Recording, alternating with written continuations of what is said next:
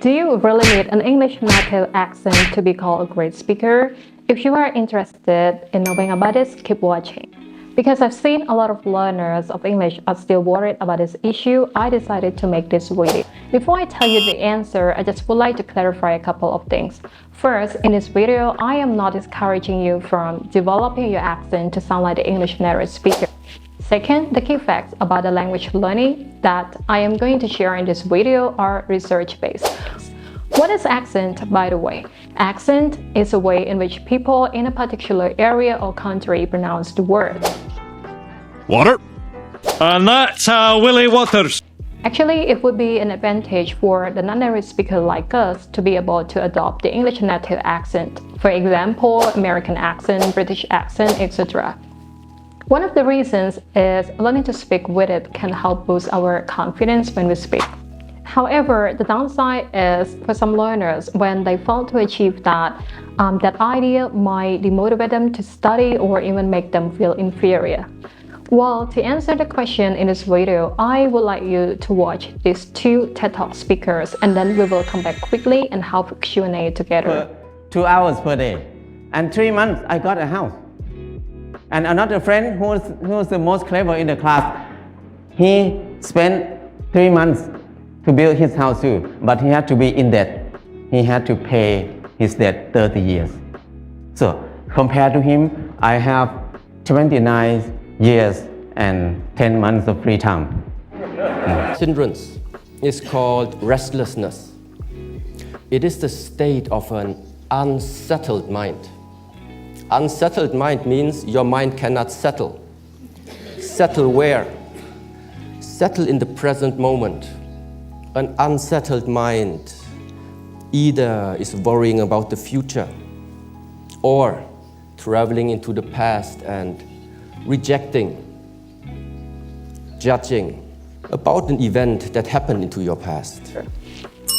Question number 1. Are they native speakers? No. Do they speak with a particular native accent? No. Can people understand their messages? Yes.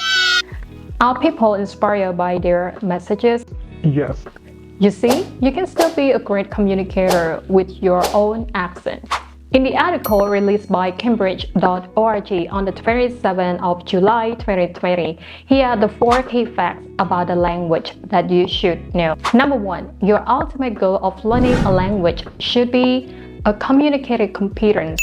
It's the ability to communicate with people effectively regardless of your accent. Number 2, the first language speaker of English don't necessarily make the best accent expert. Number 3, there is no such thing as the best English accent. Last but not least, the reality is everybody has an accent. You have an accent. Since you already understood the essence of learning a language, here are my 4 learning tips for you, which you can follow in order to improve your communicative competence. Number 1, you should work on your pronunciation. Pay adequate attention to the pronunciation of the words because it's vital to proper communication, and the incorrect use of the pronunciation can inevitably lead to misunderstanding. Number 2, improve your ability to articulate your ideas.